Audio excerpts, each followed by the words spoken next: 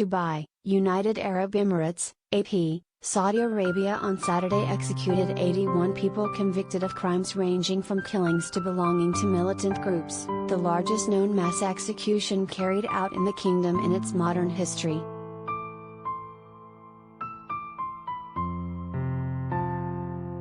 The number of executed surpassed even the toll of a January 1980 mass execution for the 63 militants convicted of seizing the Grand Mosque in Mecca in 1979, the worst ever militant attack to target the kingdom and Islam's holiest site.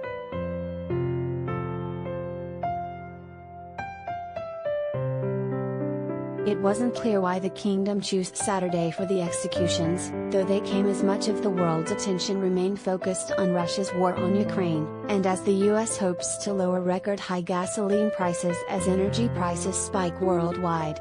British Prime Minister Boris Johnson reportedly plans a trip to Saudi Arabia next week over oil prices as well.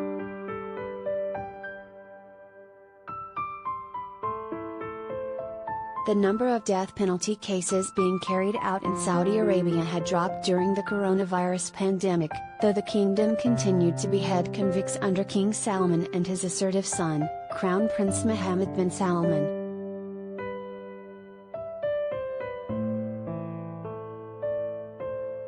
The state-run Saudi press agency announced Saturday's executions, saying they included those convicted of various crimes, including the murdering of innocent men, women and children.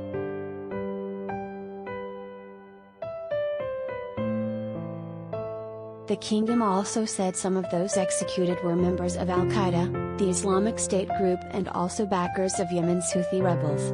A Saudi-led coalition has been battling the Iran-backed Houthis since 2015 in neighboring Yemen in an effort to restore the internationally recognized government to power.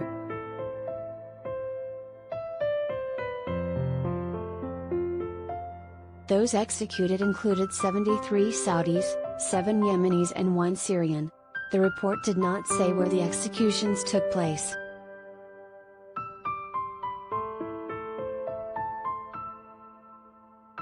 The accused were provided with the right to an attorney and were guaranteed their full rights under Saudi law during the judicial process, which found them guilty of committing multiple heinous crimes that left a large number of civilians and law enforcement officers dead, the Saudi press agency said.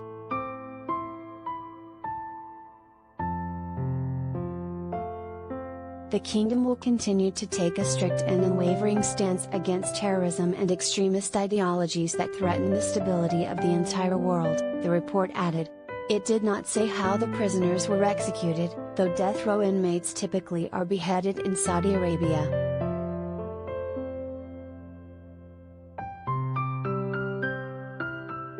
An announcement by Saudi state television described those executed as having followed the footsteps of Satan in carrying out their crimes.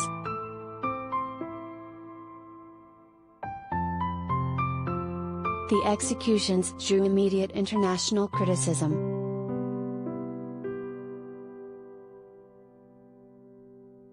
The world should know by now that when Mohammed bin Salman promises reform, bloodshed is bound to follow, said Soraya Bowens, the deputy director of Reprieve, a London-based advocacy group.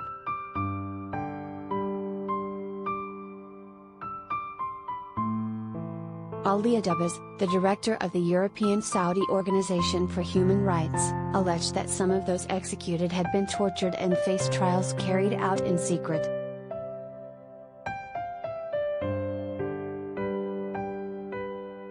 These executions are the opposite of justice, he said.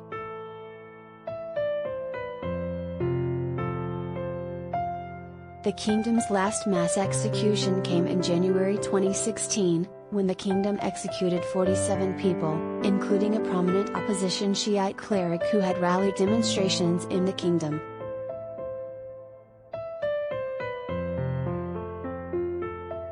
In 2019, the kingdom beheaded 37 Saudi citizens, most of them minority Shiites, in a mass execution across the country for alleged terrorism-related crimes. It also publicly nailed the severed body and head of a convicted extremist to a pole as a warning to others. Such crucifixions after execution, while rare, do occur in the kingdom.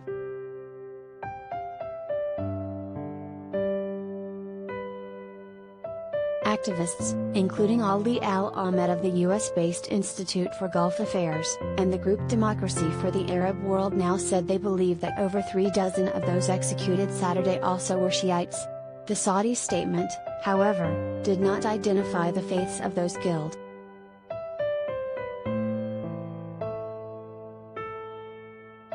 Shiites, who live primarily in the kingdom's oil-rich east, have long complained of being treated as second-class citizens. Executions of Shiites in the past have stirred regional unrest. Saudi Arabia meanwhile remains engaged in diplomatic talks with its Shiite regional rival Iran to try to ease years-long tensions.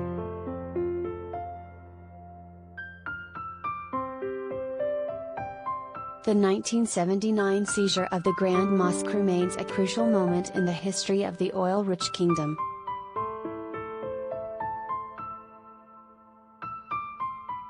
A band of ultra-conservative Saudi Sunni militants took the Grand Mosque, home to the cube-shaped Kaaba that Muslims pray toward 5 times a day, demanding the Al Saud royal family abdicate. A 2-week siege that followed ended with an official death toll of 229 killed. The kingdom's rulers soon further embraced Wahhabism, an ultra-conservative Islamic doctrine.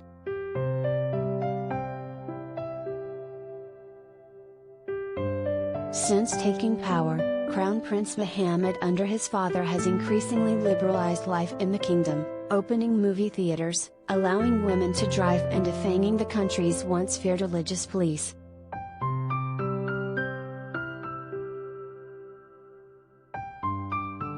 However, U.S. intelligence agencies believe the Crown Prince also ordered the slaying and dismemberment of Washington Post columnist Jamal Khashoggi, while overseeing airstrikes in Yemen that killed hundreds of civilians.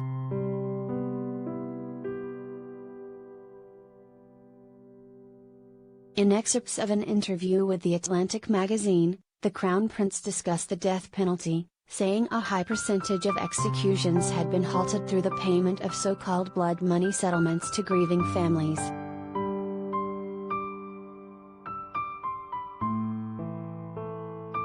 Well, about the death penalty, we got rid of all of it, except for one category, and this one is written in the Quran, and we cannot do anything about it, even if we wish to do something, because it is clear teaching in the Quran, the prince said, according to a transcript later published by the Saudi-owned satellite news channel Al Arabiya.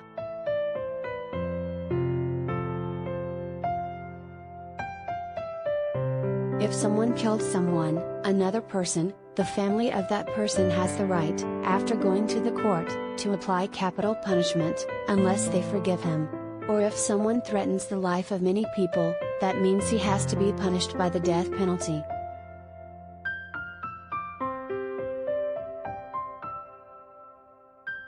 He added, regardless if I like it or not, I don't have the power to change it.